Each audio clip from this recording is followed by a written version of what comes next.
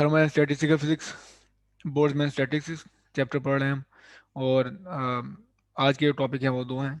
एक है the maximal speed distribution और दूसरा है partition function and free energy. तो पहला जो टॉपिक है वो हम देखेंगे कि अगर आपके पास लेट्स से आइडियल गैस है तो आइडियल गैस में किस किस प्रोबेबिलिटी जो स्पीड्स हैं मालिक्यूल्स की, उनकी प्रोबेबिलिटीज क्या है। लेट से अगर आप मुझे कहें कि 10⁻³ मीटर पर सेकेंड जो वेलोसिटी मालिक्यूल की हो तो इसके पाए जाने की प्रोबेबिलिटी क्या है, या जीरो की प्रोबेबिलिटी क्या होगी। तो स्पीड, इतनी स्पीड से आगे जो है आपके जो मालिक्यूल की स्पीड हो उसकी प्रोबेबिलिटी क्या है। तो ये हम पूरी डिस्ट्रीब्यूशन देंगे जो मैक्सवेल ने की थी, जिसे मैक्सवेल स्पीड डिस्ट्रीब्यूशन कहते हैं। तो पहला टास्क हमारा ये है।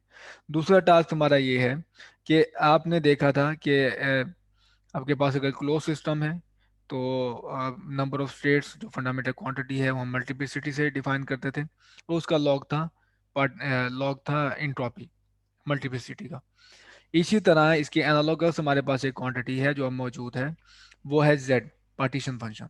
तो पार्टीशन फंक्शन का अगर लॉग लें तो वो क्या बिहेवियर शो करता है, जैसे मल्टीप्लिसिटी का जो लॉग था वो शो करता था कि वो टेंस टू इंक्रीज था, कि वो हमेशा आपके पास इंक्रीज होगा, एंट्रोपी थी वो। और इसका हम देखेंगे कि लॉग क्या है और उसका बिहेवियर क्या शो करता है, वो भी टेंड टू इंक्रीज होना चाहिए, और उसको इंक्रीज हम देखेंगे कि कैसे बनाना है। तो ये दो मेन टॉपिक हैं और ये मैंने शो किया मैक्सवेल डिस्ट्रीब्यूशन। तो पहला हमारा टास्क है, और ये मेन कह लें कि ये मेन टास्क है हमारे पास इस लेक्चर का। So we would like to take a detailed look at the motion of molecules in an ideal gas। जैसे मैंने आपको बताया कि ई की पार्टीशन थ्योरम हमें ये प्रिडिक्ट करता था कि आपके पास जो मॉलिक्यूल्स हैं वो बेसिकली ये आएंगी स्पीड उसकी। और ये हमें कैसे पता चला है कि अगर आपके पास एक कंटेनर है, कंटेनर में 3 डायमेंशन है इसकी, 3 डायमेंशन है आपके पास एक्स वाई जी। तो हर डायमेंशन एक कॉरस्पॉन्ड, आपको पता है कि अगर सिर्फ हमारे पास 3 काइनेटिक एनर्जीज हैं और कोई हमारे पास एनर्जी नहीं है, तो हर एनर्जी जो है वो कंट्रीब्यूट करेगी 1/2 kT प्लस 1/2 kT और प्लस 1/2 kT। ठीक। तो ये हर एनर्जी हमें देगी, ये एक्स के अलोंग, वाई के अलोंग, जी के अलोंग। तो ये हमारे पास क्या है, बेसिकली टोटल काइनेटिक एनर्जी है। ठीक है, ट्रांसलेशन एनर्जी है हमारे पास, ट्रांसलेशन काइनेटिक एनर्जी, और इसका एवरेज है। इसको आप देखोगे तो आपके पास आएगा ये मालिक्यूल 1/2 mv² इसका मीन हमारे पास, और ये आ जाएगा 3/2 kT, और 2 से कैंसिल। और अगर आप यहाँ इसका स्क्वायर रूट लोगे और m को उससे ले जाओगे तो आप देखोगे कि ये बन जाता है kT/m।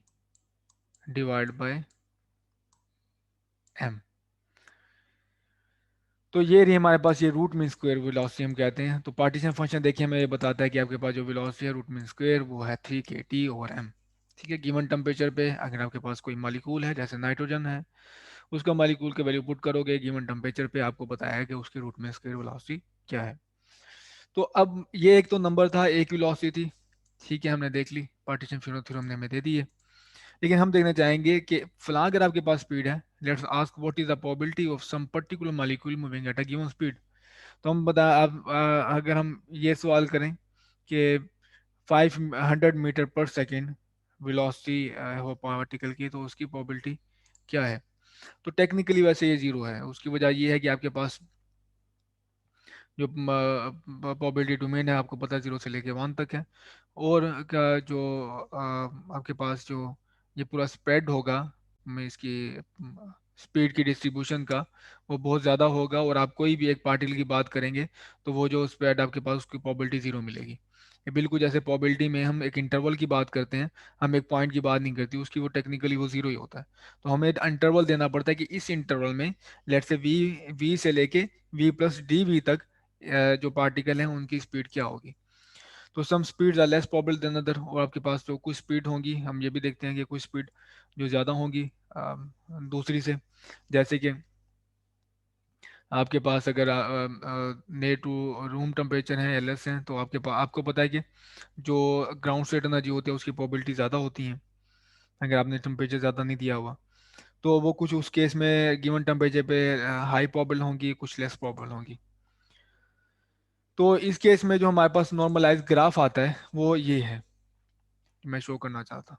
ये हमारे पास नॉर्मलाइज ग्राफ है। तो आप यहाँ पे देख रहे हो कि ये हमारे पास एक डिस्ट्रीब्यूशन है, ये वेलोसिस पे। तो यहाँ पे देख रहे हो आपके पास ये वेलोसिस, ये ये तो हाइट क्या शो कर रही है इसकी, प्रोबेबिलिटी की। ठीक है, ये इसके पाए जाने की आपके पास वो चांसेस क्या है।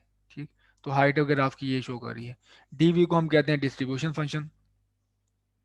और हमने जो जो वेलोसिटी की डिस्ट्रीब्यूशन प्लॉट की है की है इसमें कि आपके पास नॉर्मलाइज ग्राफ है। नॉर्मलाइज की डिस्ट्रीब्यूशन का जो आपके पास ये इंटीग्रल है, ये जीरो वेलोसिटी से लेके इन्फिनिट वेलोसिटी तक आपको बांध है। तो अब आप इससे आप एक क्वेश्चन का आंसर दे सकते हो, वो ये है कि अगर आप चाहते हैं कि आपको दी जाए प्रोबेबिलिटी इससे यहाँ तक कि इसने मालिक्यूल की स्पीड की प्रोबेबिलिटी v1 से लेके v2 तक की प्रोबेबिलिटी क्या है, तो आप ये v1 है और ये रहा v2। तो आपको इस ग्राफ का एरिया कैलकुलेट करना होगा। ये इस ग्राफ का ये एरिया है वो बेसिकली होगा, ये इंटीग्रल देगा हमें, और इंटीग्रल हमारे पास क्या है, वो है प्रोबेबिलिटी। ठीक है, तो v1 से v2 तक आप करेंगे इसको इंटीग्रेट, इंटीग्रेट करेंगे तो एरिया अंडर द कर्व मिलेगा आपको, तो आपको वो मिलेगी उसकी प्रोबेबिलिटी। और आप यहाँ पे वाज़े तौर पे देख रहे हैं कुछ स्पीड हमारे पास हाई प्रोबेबल है, कोई हमारे पास यहाँ पे लेस प्रोबेबल है। और यहाँ पे एक निशानदेही की हुई है, वो है रूट में स्क्वायर की। तो रूट में स्क्वायर हमारे पास ये वेलोसिटी है।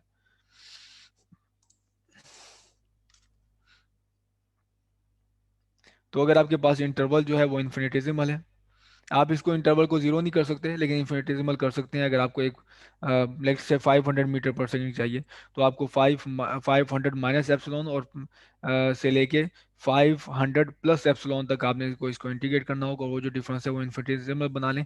तो आप इस चीज़ को पिन पॉइंट कर सकते हैं कि 500 मीटर पर सेकंड जो वेलोसिटी है वो कितनी प्रोबेबिलिटी है 500 मीटर पर सेकंड वेलोसिटी से मॉलिक्यूल को फाइंड करने की। तो प्रोबेबिलिटी आप इस तरह लिख सकते हो कि इसमें आप सपोज कर सकते हो कि ये जो आपके पास है इस गिवन इंटरवल में डी वी वो है कांस्टेंट है, ऐसे चेंज नहीं हो रहा। जैसे कि ये मैं इंटरवल लेता हूँ, ये स्मॉल इंटरवल है, इस इंटरवल के अंदर बहुत स्मॉल आग कर दें तो आप इसको ऐसे अप्रोक्सीमेट करते हैं स्ट्रेट लाइन से। तो स्ट्रेट लाइन की अगर आपके पास इस तरह का ग्राफ है तो आप एरिया अंडर द कर्व ऐसे फाइंड करते हो, ये हाइट मल्टीप्लाई बाय विड्थ। तो ये बिल्कुल यही हो रहा है, हाइट मल्टीप्लाई बाय विड्थ। तो इन्फिनिटेसिमल के लिए डायरेक्ट आप यूं भी मल्टीप्लाई कर सकते हो। गिवन टेम्परेचर की आपके पास एवरेज ये है। तो आप अगर टेम्परेचर देते हैं, जब बढ़ाते हैं तो ये शिफ्ट होगी पीक टूवर्ड्स राइट, और अगर आप टेम्परेचर डिक्रीज करते हैं तो ये पीक शिफ्ट होगी टूवर्ड्स लेफ्ट। तो ये जो हमारे पास इस चीज़ को कौन इंश्योर करेगा, वो है बोल्ट्जमैन फैक्टर। तो बोल्ट्जमैन फैक्टर में आप देखते हो कि वो टेम्परेचर का एलिमेंट अपेयर होता है, तो वो इस पीक को शिफ्ट करेगा आगे पीछे। लेकिन ये एवरेज वेलोसिटी की पीक है। तो जैसे मैंने बताया ये डीवी हमारे पास है बेसिकली डिस्ट्रीब्यूशन फंक्शन, और इसका जिंदगी का मकसद ही यही है, टू बी इंटीग्रेटेड। ठीक है, इसका मकसद यही है कि आपके पास जो डिस्ट्रीब्यूशन फंक्शन है वो इंटीग्रेट होगा। इसको बगैर इसकी कोई इतनी अवकत नहीं है कि इसको आप ये डिस्ट्रीब्यूशन तो आपको दिखा देगा, लेकिन आपको जो न्यूमेरिकल और ये प्रॉब्लम में आपको आंसर तभी आप इसे एक्सेप्ट कर पाते हैं जब आपके पास आप इसकी इंटीग्रेट कर सको। और इसके यूनिट्स क्या हैं, यूनिट्स इसके वन ओवर वी के हैं। जब यूनिट्स आपकी, क्योंकि प्रोबेबिलिटी एक नंबर होना चाहिए, तो अगर ये डी वी हमारे पास वेलोसिटी में डिफरेंशियल है तो इसके यूनिट्स वेलोसिटी होंगे बेसिकली, वो मीटर पर सेकंड। तो और इस ये प्रोबेबिलिटी एक नंबर आए तो उसके लिए ज़रूरी है कि इसके यूनिट्स जो हों डी वी के इनवर्स वेलोसिटी के। तो अब हमारा मकसद है कि हम ना फार्मूला ड्रा करें, फार्मूला ड्रा करें इसका, इसके लिए इसी मैक्सवेल डिस्ट्रीब्यूशन के लिए। ठीक है, तो मैक्सवेल डिस्ट्रीब्यूशन के लिए अगर हम फार्मूला देखना चाहें तो हम देखेंगे पहले कि आपको किन किन चीज़ों पे जो डीवी है या मल्टीप्लिसिटी वो डिपेंड करती है। पहली चीज़ तो ये है जो प्रोपोर्शनलिटी है हमारे पास, वो ये probability of a molecule having velocity v. तो जो आपके पास डिस्ट्रीब्यूशन फंक्शन है उसकी ये हाइट है बेसिकली। डिस्ट्रीब्यूशन फंक्शन हम देख रहे हैं ये कि किसी भी पॉइंट पे आपके पास जो फंक्शन की यहाँ पे ग्राफ की गिवन वी के लिए इसकी हाइट क्या होनी चाहिए। तो वो मैं प्रपोज ये कर रहा हूँ कि probability of molecule having velocity. तो डी वी जो फंक्शन है डिस्ट्रीब्यूशन है वो डायरेक्टली प्रोपोर्शनल है probability of molecule having velocity. तो जितनी ज़्यादा प्रोबेबिलिटी होगी आपके पास मॉलिक्यूल की हैविंग वेलोसिटी वी, ये वेलोसिटी वी है, वेलोसिटी वेक्टर्स, वेलोसिटी नहीं है बेसिकली, ये वेलोसिटी वेक्टर्स हैं। तो जितने ज़्यादा वेक्टर्स होंगे हमारे पास उसके कॉरस्पॉन्डिंग उतनी वेलोसिटी की डिस्ट्रीब्यूशन ज़्यादा, स्पीड डिस्ट्रीब्यूशन ज़्यादा होगी।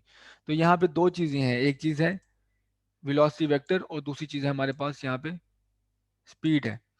तो यहाँ पे ये कहा जा रहा है probability of molecule having velocity vector v, probability of molecule having velocity v. तो जितनी प्रोबेबिलिटी आपके पास ज़्यादा होगी ये डी वी ज़्यादा होगा, और जितना आपके पास नंबर ज़्यादा होंगे, नंबर ऑफ वेक्टर्स वी ज़्यादा होंगे, तो उतनी आपके पास स्पीड की कॉरस्पॉन्डिंग जो स्पीड है नंबर ऑफ, जैसे कि आपके पास लेट से फॉर एग्जांपल लें 2 मीटर पर सेकेंड है, ठीक है, ये स्पीड है। तो इसके कॉरस्पॉन्डिंग कई सारे वेक्टर हो सकते हैं जो आपको ये स्पीड दे रहे हैं, उनकी मैग्नीट्यूड ये दे रही है। कोई स्पीड वेक्टर आपके पास यहाँ एक्स की में जा रहा होगा, कोई आपके पास वाई में जा रहा होगा, कोई जी की तरफ जा रहा होगा, कोई ऊपर कोई नीचे, किसी किसी डायरेक्शन में भी जा रहा है, वो जी ऊपर नीचे जा रहा हो, लेकिन जो डायरेक्शन चेंज हो रही है लेकिन उनकी जो मैग्नीट्यूड है वो ये हो। मालिक्यूल्स जिनकी स्पीड 1 है वो हमारे पास लेट से हैं 2, ठीक है। और नंबर ऑफ मालिक्यूल्स अगर हमारे पास उनकी स्पीड भी 2 है तो वो हमारे पास है लेट से 9 है, ठीक है। और इस तरह नंबर ऑफ मालिक्यूल्स हमारे पास है, नंबर ऑफ मालिक्यूल जिनकी स्पीड 3 है, V3 है, वो हमारे पास है 100, ठीक है। तो ये जब इसको प्लॉट करते हैं ना ये डिस्ट्रीब्यूशन बनती है एक, ठीक है। तो वेलोसिटी किस तरह डिस्ट्रीब्यूटेड है पूरे आपके पास मॉलिक्यूल्स में। तो आप देखोगे कि यहाँ पे अगर इसको प्लॉट करोगे तो ये रहा V1, V2, V3, ठीक है। तो अब आपके पास आएगी ये जो पीक होगी, हाँ, ये रिलेटिवली स्मॉल होगी ये, और ये हमारे पास V2 होगा ये, और ये हमारे पास होगा ज़्यादा हाई। तो अब आप करें इसके काफ़ी सारे आपके पास डॉट्स हैं, आप इनको मिलाओगे तो आपके पास ये कर्व बनेगी यूँ, ठीक है। तो ये आपको ये बता क्या रहा है असल में कि मॉलिक्यूल की स्पीड किस तरह डिस्ट्रीब्यूटेड है। अगर आपके पास अगर ये टोटली डिपेंड होता कि नंबर ऑफ मॉलिक्यूल्स पे, तो अब ये देखें ये जो चीज़ आपको ये बता रही है number of vectors corresponding to speed. तो हमारे पास नंबर ऑफ वेक्टर्स असल में क्या है, इस स्पीड के कॉरस्पॉन्डिंग जो नंबर ऑफ वेक्टर्स है हमारे पास वो 100 थे। इस स्पीड के कॉरस्पॉन्ड नंबर ऑफ वेक्टर्स हमारे पास 9, इस स्पीड के कॉरस्पॉन्ड हमारे पास नंबर ऑफ वेक्टर्स है 2, ठीक है। तो जितने नंबर ऑफ वेक्टर ज्यादा होंगे गिवन स्पीड के लिए उसके नंबर आपके पास डिस्ट्रीब्यूशन में हाइट उतनी ज्यादा होगी। तो ये जो मैंने अभी ड्रॉ किया है ये डिस्ट्रीब्यूशन ये टोटली डिपेंडेंट है सिर्फ इसके ऊपर। तो ये हमारे पास जो गिवन डिस्ट्रीब्यूशन है वो इस चीज़ के ऊपर भी डिपेंड है, इस वजह से ये इसका फैक्टर भी इन्वॉल्व हो रहा है क्योंकि वो जो टेम्परेचर है आपके पास वो थर्मली इंटरेक्ट है, और सिस्टम थर्मली इंटरेक्ट है, और उसका टेम्परेचर डिपेंडेंस है, और टेम्परेचर डिपेंडेंस आपके पास किस में आ रही है, बोल्ट्जमैन फैक्टर में। तो जबकि आपके पास जो नंबर्स हैं नंबर वाली डिस्ट्रीब्यूशन आपको ये वाला दे रहा है। तो फर्स्ट क्या है टर्म और सेकंड टर्म क्या है। तो हमें पता है कि each velocity vector Cosmos two distinct molecular state.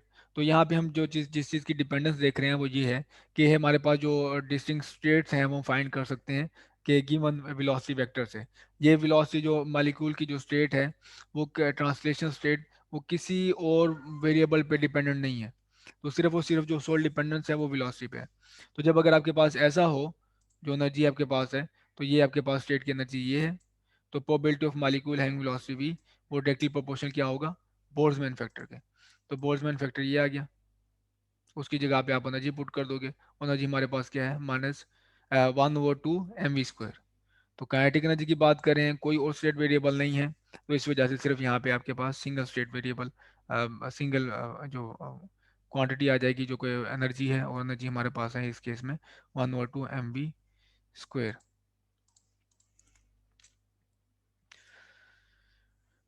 और जैसे मैंने बताया कि ये हमारे पास एक्सप्रेशन है कि जब आपके पास ट्रांसलेशन मोशन जो है वो इंडिपेंडेंट हो कई सारे और वेरिएबल से, जैसे कि आपके पास अ, अगर मॉलिक्यूल्स हैं उनकी सिर्फ ट्रांसलेशन मोशन है, वो आपस में वाइब्रेशन या इस तरह की कोई मोशन और नहीं है, ये एक और आपस में कोई फोर्सेस नहीं है मॉलिक्यूल्स के दरम्यान में, तो ये भी नहीं होना चाहिए। तो अब अगर आपके पास ऐसी गैस कौन सी होती है जो आपके पास मालिक्यूल्स के इंटर मालिक्यूल्स जो अट्रैक्शन नहीं होती फोर्स, वो आइडल गैस होती है। तो आइडल गैस हमारे पास के लिए ये अप्लाई होगा।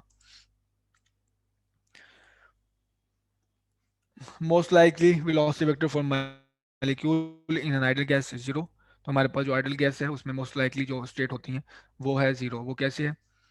अ, इधर वेलोसिटी जीरो पुट करें आप, वेलोसिटी जीरो पुट करें तो ये आपके पास आ जाएगा, अगर अप्रॉक्सीमेटली जीरो है तो ये मेरे पास जीरो आ गया, और जीरो है हमारे पास ये वन। तो ये मान क्या है, पोबे इसका बोल्ट्जमैन फैक्टर सबसे ज़्यादा नजर आ रहा है, और बाकी जितनी भी वेलोसिटीज होंगी उनके जो बोल्ट्जमैन फैक्टर वो सप्रेस्ड हो जाएंगे, और आपको जो टोटल जो प्रोमिनेंट प्रोबेबिलिटी मिलेगी वो जीरो वेलोसिटी के लिए मिलेगी। तो आइडल गैस में भी हम यही देखते हैं, most likely velocity for molecule in idol gas is zero.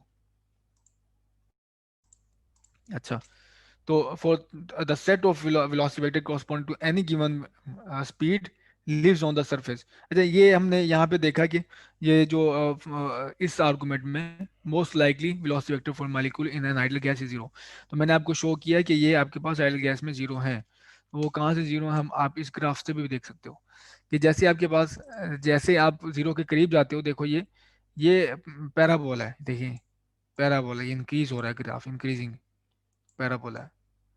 तो ये आपको वो जो फार्मूला है बोल्ट्जमैन फैक्टर का वो भी शो, बोल्ट्जमैन स्टैटिस्टिक का बोल्ट्जमैन फैक्टर आपको यही शो कर रहा है। द सेट ऑफ, अब आए सेकंड टर्म की तरफ। सेकंड टर्म ये number of vectors corresponding to speed v, वो कैसे होंगे?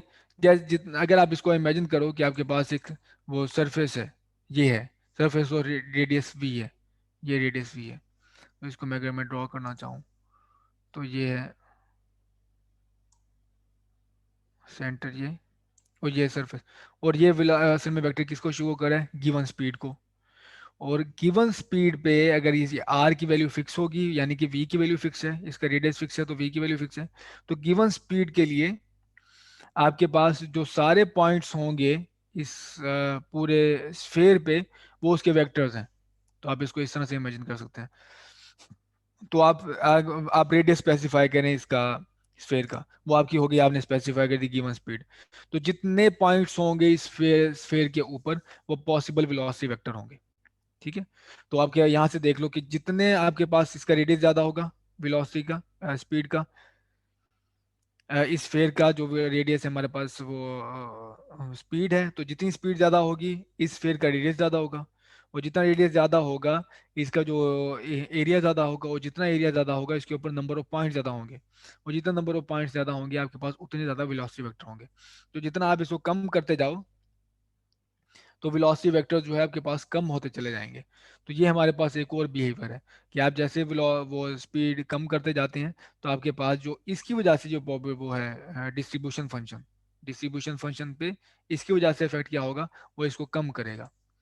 ठीक, तो ये हमारे पास एक प्रोपोर्शनलिटी जो दूसरा ये है फैक्टर, वो ये है number of vectors v corresponding to speed, speed v। ठीक है, तो जितना आपके पास वेलोसिटी स्पीड ज़्यादा है उतना आपके पास एरिया ज़्यादा है, उतना आपके पास इसके डिस्ट्रीब्यूशन फंक्शन की हाइट आपके पास ज़्यादा है।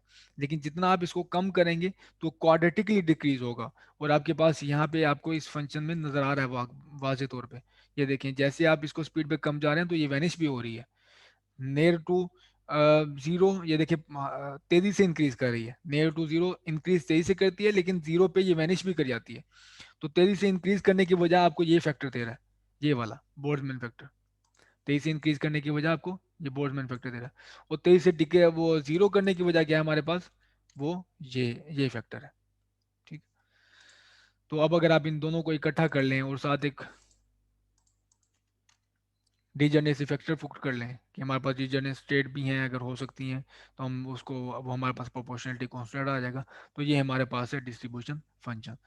तो इससे आगे हमारे पास एक चीज़ रह गई है कि ये सी क्या है, सी को कैसे फाइंड किया जाए, इसकी वैल्यू क्या होगी।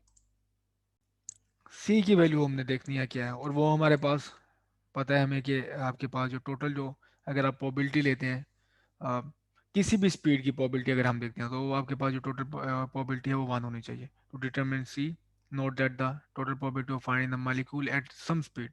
तो किसी भी स्पीड पे तो होगा हमारे पास मॉलिक्यूल, वो हमारे पास प्रोबेबिलिटी क्या होगी, 1 होगी। तो किसी भी स्पीड पे पाए जाने, आपके पास अगर एक ब्लॉक में मॉलिक्यूल है, तो आपके पास अगर आप कहें कि मैं मुझे डिस्ट्रीब्यूशन बताओगे किसी भी स्पीड पे पाया जाए मॉलिक्यूल, उसकी प्रोबेबिलिटी क्या है, तो आप उसको इंटीग्रेट करोगे 0 से लेकर इन्फिनिटी तक, तो उसमें सारी स्पीड आ जाएंगी, और उसकी प्रोबेबिलिटी, तो मॉलिक्यूल किसी ना किसी स्पीड पे तो होगा, तो उसकी प्रोबेबिलिटी आपको पास होगी 1। तो इस वजह से अब इसको इंटीग्रेट करते हैं 0 से लेके इन्फिनिट तक, इस पूरे डिस्ट्रीब्यूशन फंक्शन को। तो इसकी मैंने वैल्यू पुट की, और जो कॉन्स्टेंट्स है वो आ गए बाहर।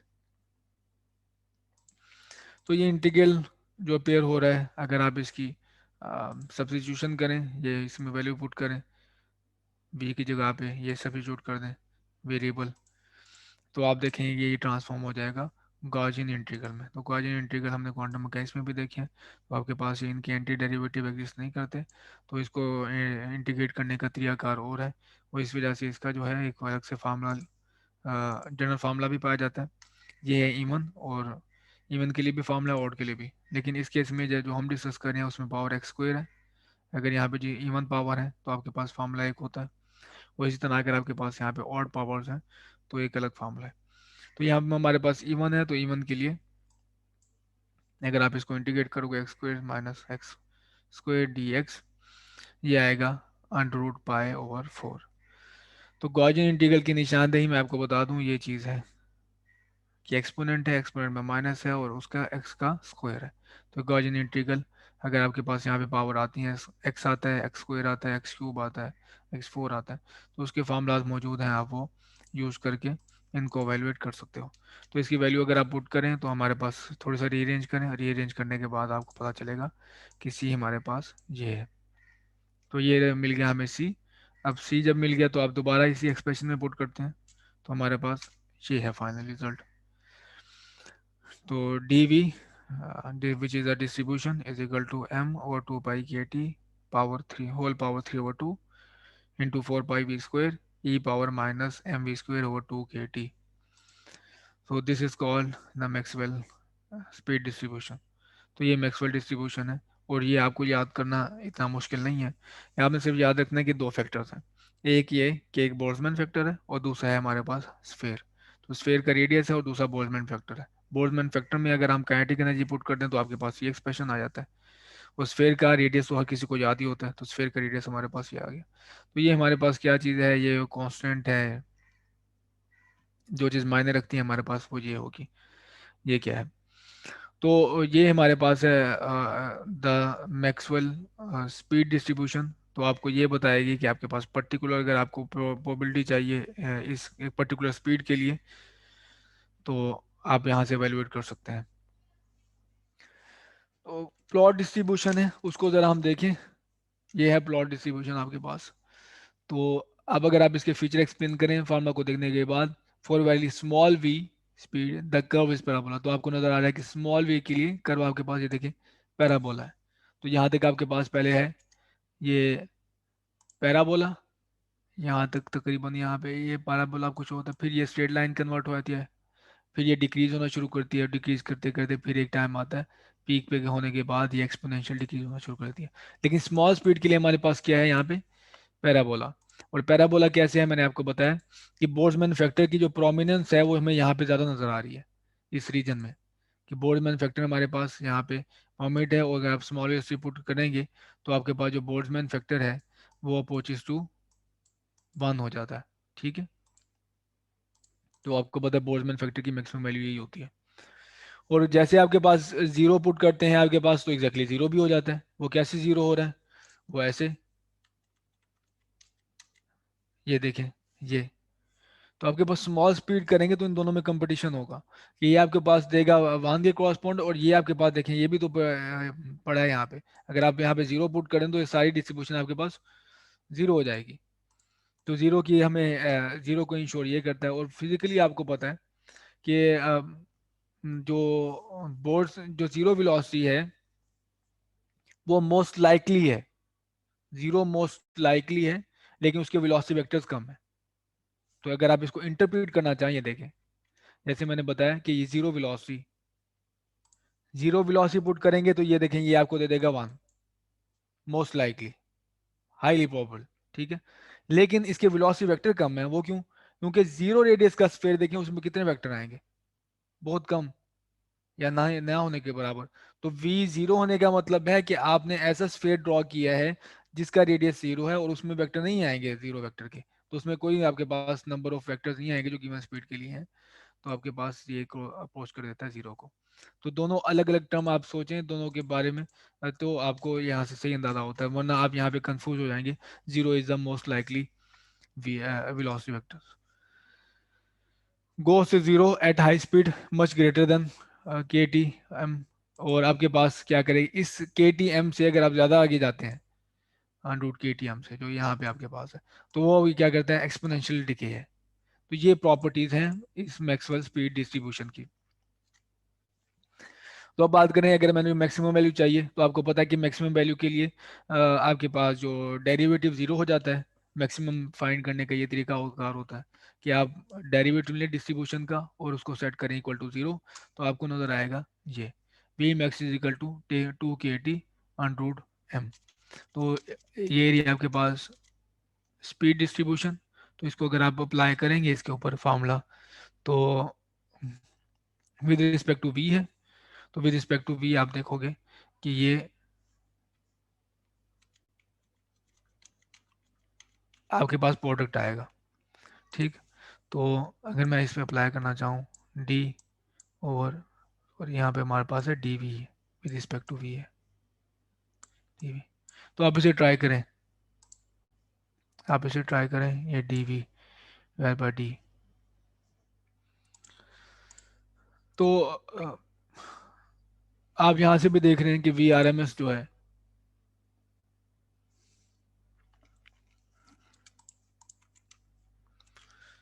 अगर आपने ग्राफ की पीक फाइंड करनी है कि जहाँ पे कहाँ पे ये पीक है डिस्ट्रीब्यूशन की, तो आप इस ग्राफ का with respect to independent variable आप डेरिवेटिव ले लें, वो इक्वेट कर दें जीरो को, तो आपके मिल जाएगा ये v max is equal to square root 2 KT/m। तो वी मैक्स हमारे पास है ये ग्राफ की आपको जो पीक नज़र आ रही है। और इन दोनों वेलोसिटी से, वी मैक्स से और एवरेज वेलोसिटी, आप देख सकते हैं कि हमारे पास जो वी आर एम एस है वो ज़्यादा है और अप्रॉक्सीमेटली 22% ज़्यादा है।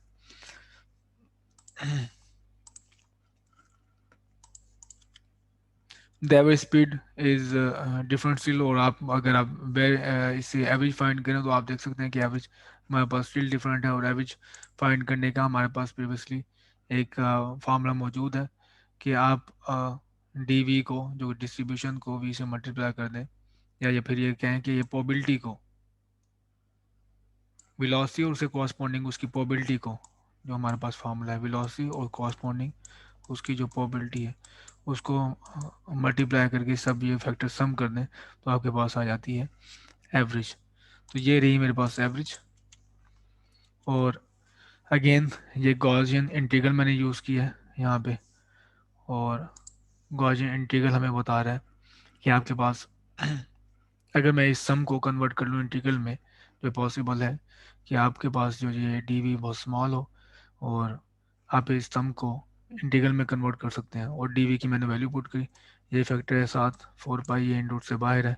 और वी हमारे ए वी स्क्वायर एक डी वी से आ रहा है और दूसरा वी हमारे पास ये मौजूद है, तो इस वजह से वी क्यूब हो गया, और साथ ही बोल्ट्जमैन फैक्टर। तो इसके लिए अगर आप गॉसियन इंटीग्रल देखेंगे तो गॉसियन इंटीग्रल हमें बताता है कि जो इसके साथ फैक्टर है एक्स स्क्वायर के साथ, उसको आप कहते हैं अल्फ़ा। तो अल्फ़ा हमारे पास यहाँ पे होगा m divide by 2 KT। So alpha is equal to m divide by 2 KT। तो यहाँ पे आप अल्फ़ा की वैल्यू पुट करोगे तो आप देखोगे कि आपके पास uh, ये फैक्टर से मल्टीप्लाई करने के बाद आपके पास रिजल्ट आता है ये 8 KT/पाई m। तो ये रही एवरेज वेलोसिटी जो आपको नज़र आ रही है कि जो रूट मीन स्क्वायर वेलोसिटी है जो मैंने स्टार्ट में आपको शो की थी, वो है 3 kT/m। ये है हमारे पास आर एम एस। तो ये हो गई मैक्सिमम, ये हो गई आर एम एस, और ये हो गई हमारे पास एवरेज। तो तीनों वेलोसिटी, ये आर एम एस, एवरेज और ये मैक्सिमम। तो आप इनका कंपेरिजन कर सकते हैं। ये देखिए यहाँ से साफ नजर आ रहा है कि ये टू आपके पास जो है 3 से लेस है, तो इस वजह से आपको कम नजर आ रही है।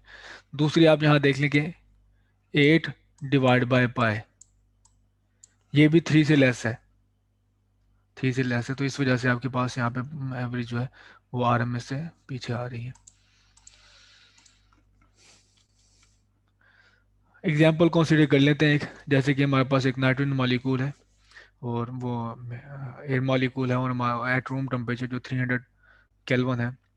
तो मोस्ट प्रोबेबल स्पीड हमारे पास है, वो आप फाइंड कर लो, ये मैक्सिमम है। ठीक है, जहाँ पे पीक मैक्सिमम पीक है इसकी, मैक्सिमम है इसकी ग्राफ के डिस्ट्रीब्यूशन की, तो मैक्सिमम हमें यहाँ से मिल जाएगी।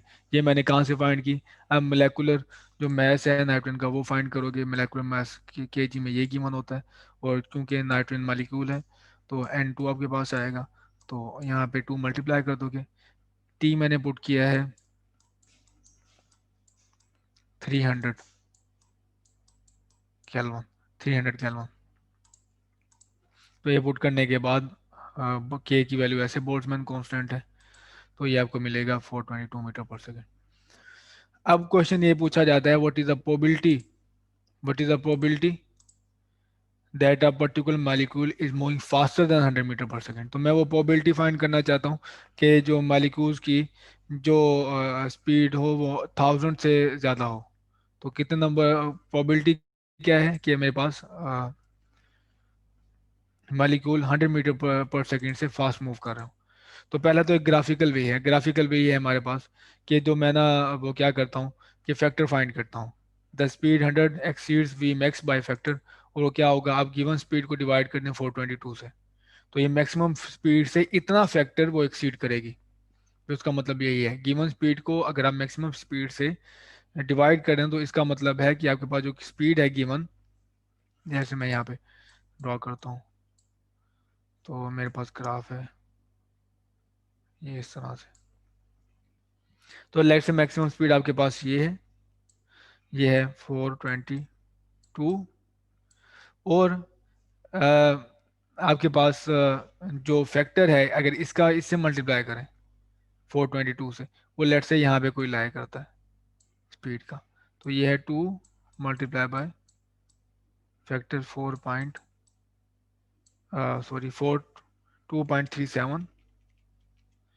2.37 × 422। तो जो ये एरिया अंडर द ग्राफ होगा अबव दिस फैक्टर, वो सारी ये प्रोबेबिलिटी है, ये वाली जो ये आंसर है। तो ये प्रोबेबिलिटी हमने फाइंड करी थी, वो प्रोबेबिलिटी जो डिस्ट्रीब्यूशन ग्राफ की एरिया अंडर द कर्व है। तो ये इस फैक्टर से मुझे ये स्पीड, इस डिवीजन से मुझे फैक्टर मिल गया। तो फैक्टर यहाँ अगर यहाँ पे लोकेट करा तो इससे आगे जितना भी एरिया है वो असल में, इसको अगर मैं कैलकुलेट कर लूँ तो वो मेरा होगा सर, इसका तो आंसर होगा। इससे मोर क्वांटिटिवली जो आपके पास गिवन फॉर्मूला है वो कैसे आप फाइंड कर सकते हो, तो आपने इंटीग्रल लेना है बेसिकली, वो ज़्यादा ऑब्वियस है कि आपने इंटीग्रल लेना है डिस्ट्रीब्यूशन का। अगर आप प्रोबेबिलिटी चाहते हैं स्पीड ग्रेटर देन 100 मीटर पर 1000 मीटर पर सेकेंड, तो 1000 मीटर से लेके इन्फिनिट तक आप इसको इंटीग्रेट कर दें। तो इसका जो आंसर है वो फाइंड करना ऐसे फाइंड नहीं किया जा सकता, क्योंकि हमारे पास जो गॉसियन इंटीग्रल है वो होते हैं इंटीग्रल जीरो से लेके इन्फिनिट तक है हमारे पास। तो ऐसे इंटीग्रल अगर आपके पास है तो फिर तो आप इसको वैल्यू पुट कर सकते हैं, लेकिन ऐसे इस केस में नहीं होगा जब आपके पास जो लोअर लिमिट है वो शिफ्ट हुई हुई है, शिफ्ट नहीं हुई बल्कि चेंज हुई हुई है, 1000 मीटर पर सेकेंड है। तो इसको फिर आपको करना पड़ेगा, न्यूमेरिकली इंटीग्रेट करना पड़ेगा कोई सॉफ्टवेयर यूज़ करके, लेट से मैथमेटिक है। तो फिर आप फाइंड करेंगे कि इसका आंसर है 0.0105। तो ये है probability of finding particular molecules moving faster than 1000 metre per second. तो एक क्वेश्चन है वो ये है, use the Maxwell distribution to calculate the average value of v square for the molecules in an ideal gas. तो आपको अगर find करनी हो average value of v square तो कैसे फाइंड करेंगे? वो बेसिकली होगा V², यही हम करते हैं, हमारे पास एवरेज का फॉर्मूला यही है, V², साथ आप प्रोबेबिलिटी मल्टीप्लाई कर दोगे और वो हमें देगा मैक्सवेल डिस्ट्रीब्यूशन। तो dV है 0 से लेके इन्फिनिटी तक, तो हमारे पास आ जाएगा V² एवरेज। तो ये ट्राई करें कैलकुलेट करने की इसे। और ये साथ में वो जो है गूगल से थर्मा ब्लेंडर की बुक देख लें, ब्लेंडर की बुक से आपको यहाँ से फार्मा मिल जाएगा। पहले ये इसकी वैल्यू पुट करें तब आपको पता चलेगा कि आपको कौन सा गॉसियन इंटीग्रल चाहिए। तो गॉसियन इंटीग्रल प्रोबेबली आपको x⁴ का चाहिए होगा। तो देखिए इसे एवेलुएट करें।